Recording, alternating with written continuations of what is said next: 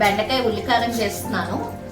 నూనె వేసాను. ఇక నూనె వేడెక్కిన తర్వాత ఈ బెండకాయ ముక్కలు వేస్తున్నాను. ఇలా నిలువుగా చీరుకోవాలి. వీటికి ఉల్లికారానికి చాలా బాగుంటుంది. ఇది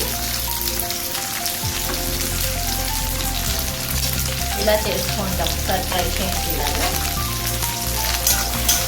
ఈ బెండకాయ ముక్కలు ఇలా కొంచెం వేగాలి.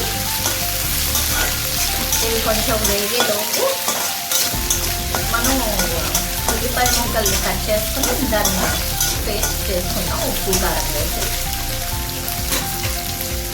మిక్సీ చేసి ముద్ద ప్రిపేర్ చేశాను. దాన్ని ఇందులో వేసుకోవడమే. ఈ ముద్ద అంతా కూరలో వేసేస్తున్నాను.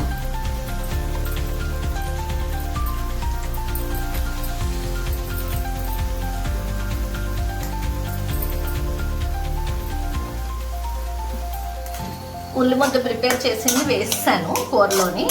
దీన్ని ఇలాగా సిమ్లో పెట్టుకొని కొంచెం నూనె వేస్తాను. దీన్ని ఇలా పెట్టేసి మూత పెట్టేసి ఉంచేస్తే ఈ కూర అలా మగ్గిపోతుంది. ఉల్లి ముద్ద బెండకాయ కలిపి అలా ఉల్లికారంలో మగ్గితే బాగుంటుంది. ఉల్లికారం వేస్తాం కదా, ఇది దీంతో పాటు ఇలా మగ్గుతూ ఉంటుంది. ఇలా వేగిన తర్వాత ఒక 5 నిమిషాలు అలా మగ్గి ఉంచుదాం. మూత పెట్టేస్తున్నాను.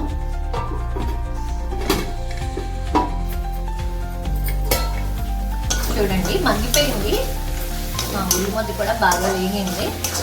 మనకి ఆయిల్ కూడా పైకి కనిపిస్తున్నారు కదా, అంటే వేగిపోయినట్టు అనమాట. ఇది అన్నంలోకి చాలా బాగుంటుంది ఫ్రెండ్స్. ఈ కూర ఇష్టమైతే చపాతీలోకి కూడా తినొచ్చు. వేడివేడి అన్నంలో చక్కగా ఇంత నూనె వేసుకొని కలుపుకొని తింటే చాలా బాగుంటుంది. ఒకసారి ట్రై చేయండి దీన్ని. Okay, thank you.